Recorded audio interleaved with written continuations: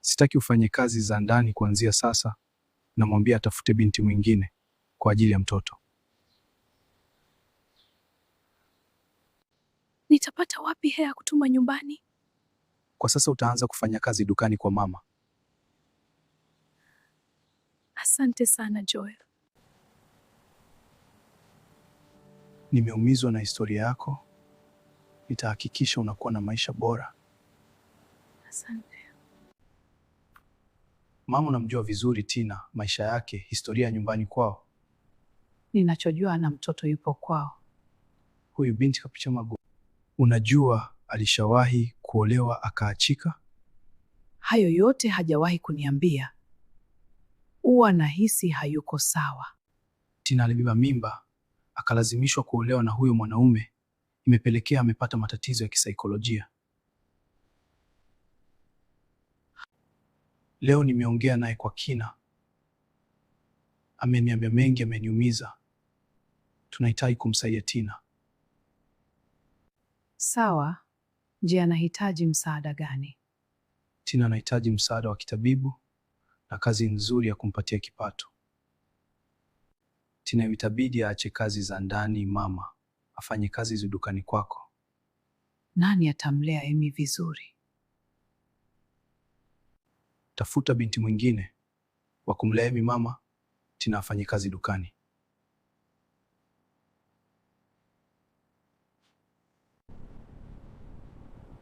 Tina, wewe ni mwanamke mzuri sana.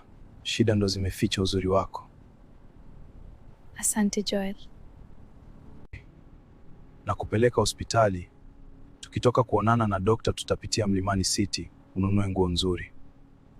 Sawa. Tina, wadada wa mjini wanavaa nguo nzuri za kisasa, wapo smart, wanapendeza.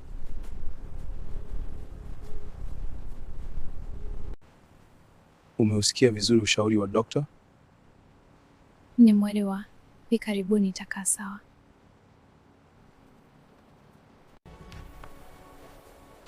Chagua nguo nzuri za kisasa. Hili gauni ni zuri? Hapana. Tina, chagua gauni fupi na jeans na vitop. Achana na magauni ya wazee. Sawa.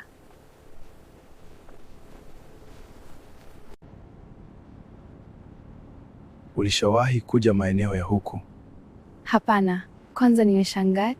Mjini ni pazuri sana. Umenifanya nicheke Tina. Kesho weekend nitakutoa out. Mama atakubali tutoke wote? Tina, mimi ni mtu mzima.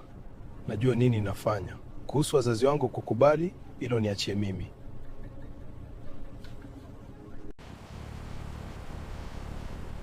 Tumefika nyumbani.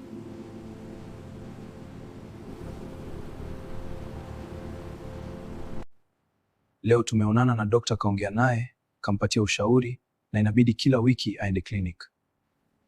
Asante Joel.